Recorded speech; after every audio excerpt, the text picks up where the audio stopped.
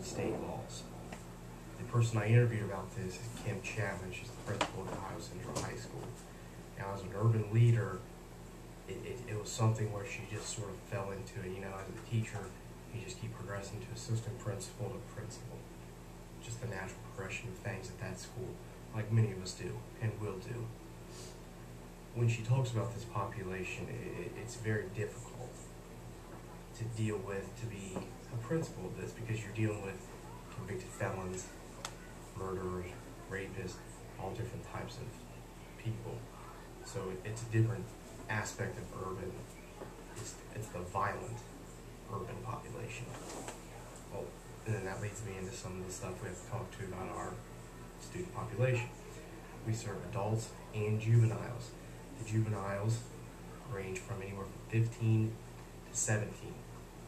Currently we have a couple 15-year-olds, a couple 16-year-olds, and the majority are 17. They were all bounded over as adults for felonies, ranging from anywhere between petty theft, stolen property, to aggravated murder, long time sentences. The adult population is a range from 18 to 50 or 60. We truly do have a great population diversity when it comes to this group. Where they originate from is all over the state of Ohio. We have a lot of inner city Cleveland, inner city Cincinnati, Columbus, Dayton, as you would assume. Very low socioeconomic status. That's why a lot of them are there in our population. Now, with that population being said, we have to go over some more demographic things. A lot of them are, as you would assume, are black. They come from, anywhere from the projects, as you might say, and as they say, or, they can come from suburban. Yeah, I've seen it all. One of the big things that we deal with is that most of our juvenile population is all IEP or under special education, which can make for a lot of fun as an education teacher and a lot of fun as a principal, as you could assume, with the struggles of that and having to meet those demands of those kids, especially considering where they're at. We'll go over the education aspects of our demographic. A lot of them never made it to middle school, have elementary education. So you would assume that we have a lot of special ed. A lot of them are on IEPs. We try to transition the ones that turn 21 into 504 plans. That can also be difficult. One of the major things is, especially in the juvenile population, is the abundance of students with IEPs. Because you have to maintain that you have an inclusion mainstreaming, and we pretty much teach special education courses. So that can always be a troublesome thing. Now we'll get into the interview process of this video. The first question that I asked Ms. Chapman was about the legal requirements for education in a prison. Now, since there's so many different groups and so many different diversity, you could say, one of the main things we have to remember is that we are a chartered school, so we do have to follow the state laws and regulations given to us by the state of Ohio. Now, with different population age groups, you have the juveniles, which have to be in high school. It is a state law. So we cannot move them. They cannot sit back in the cells all day. They have to remain in high school.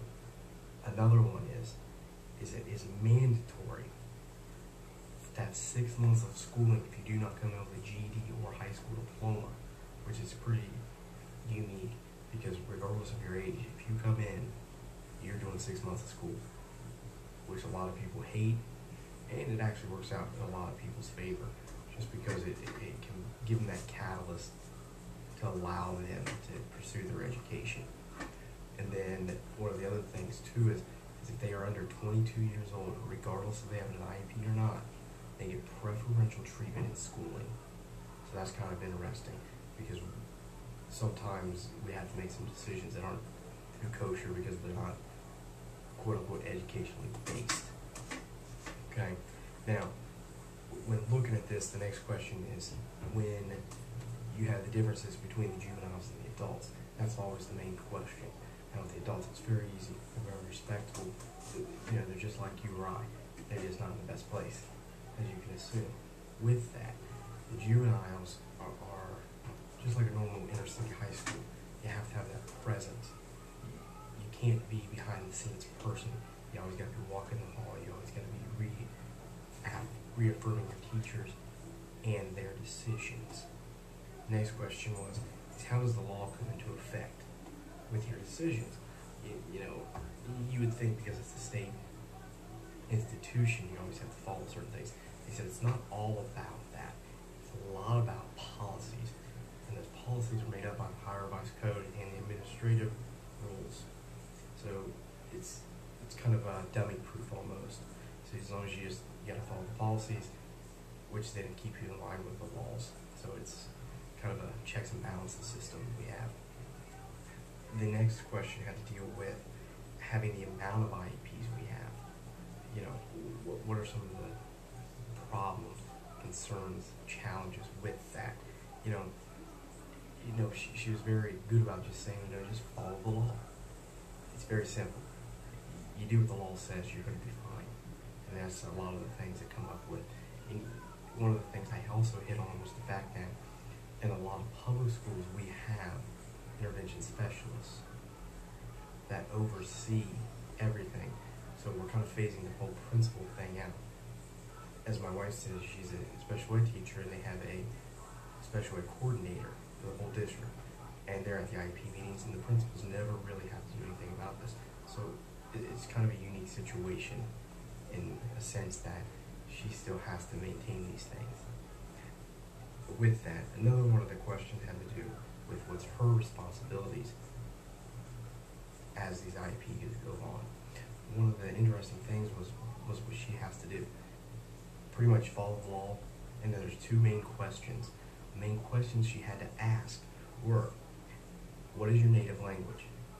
And did you receive a copy, or were you asked if you would like a copy of whose idea is it anyways? All of it has to do with idea, IDEA, that's where the whose idea anyway comes from, and then you also have the thing about your native language. I guess it's so if you need interpretation stuff. I really don't know, but it was just kind of interesting, some certain things that they just don't tell you in school that you're going to end up having to do. It's all good stuff though. One of the most interesting things that did come up was, since we do offer more than just high school, I teach the high school math. So if they come see me, they're getting a high school diploma 9 times out of 10. But we also serve GED. And one of the biggest things is a lot of these guys can get out early if they get their GED. But there's some problems. First off, they have to take the CASAS test, which is an employability test. They have 2 parts to it. There's a reading and a math part. If you guys are familiar with it, to pass it, they have to get a 240 on the reading and 225 on math. If you're not, I don't like it. It's even worse than the state standardized tests. Now, another thing they have to do is then take the pre-GED. And once they do that, then they're eligible to take the GED. But also the kicker is they have to be over 18. So even if we have kids that are ready to take it, they can't take it until they turn 18. It has to do with laws and looking bad in front of other people. There's a lot of times. So that's kind of a little bit of that. Now we also serve vocational needs. We have barbering programs, HVAC, horticulture, a lot of good stuff because they give you certificates and give you stuff to get on the street with. Now that you've been given a little bit of background into this stuff and some of the things we do, it's such a big thing, it's hard to cover in 10 to 15 minutes. So I apologize if I left something out. I hope you've gotten the idea that we do have a lot of diversity in the population that we serve. So our students come from everywhere in the state and have all different types of education experience. So that's kind of I hope you're really getting a feel for what we do in the prisons and kind of so that I know there's a lot of negativity that comes out about it, and so that you guys might get a taste of what truly is going on. So we really are trying to educate them and follow the law and do what we have to do to better their lives. You know, one of the things that, you know, you're looking at is how, you know, Miss Chapman does their success. And I think that's by hiring teachers that have a passion for this, that look at these people and don't think that they are nothing. You know, society has pretty much left them out in the dust. And why not? You know, how could you look at somebody who killed your friend, you know, raped or robbed somebody you know? I understand that that's very tough, and one of the biggest things is walking in there and having an open mindset. Because once again, they're not in there for being model citizens. And I think that's where she comes in, because she does a very good job of making it a school. You know, when we're in there, they're not known as inmates, they're known as students. And I think that's one of the biggest things that she does that really helps out and gives them a lot more reassurance and confidence in themselves, because that's a lot of times what we have to do is build them up, because they do not have the confidence when they come in. So it's a give and take battle. It can be very rough, you know. So basically, to sum it up, I hope what you took from it is that there's a lot of laws to follow, the same as a normal school, but it's very easy, because with the state, everything's policies. Everything's got to be done like this. You got to have your T's crossed and your I's dotted. It's not as, what you would say, open for interpretation. It's very laid out for you, systematic. And, you know, with our population, it's very, like I said, very diverse. The age groups are very overwhelming. The amount of people that come with no education is absolutely, you know, it's egregious how these people have been left behind. It just reminds me of that book we read about the kids in Harlem. It's the same thing. Without that education, they're nothing. And that's just what we're trying to do, is just give them their education so that they can be something. Whether that be with me in high school, whether it be with GED, or one of the vocational courses that we offer. And I think that's a trickle-down effect on how we do is based upon her. So that is kind of the prison thing, I guess you could say. Now, like I said, I apologize if I didn't answer all your questions. It's just kind of a little sneak preview into what we do, what kind of people we deal with, and what requirements we have. Because a lot of people think, you know, we're just uneducated people walk in there and try to teach them. You know, we all have licenses, we all have this. It's a normal school. It's a normal setting. We have periods. You know, we take a break. You know, they're on count, but it's almost like a lunch time.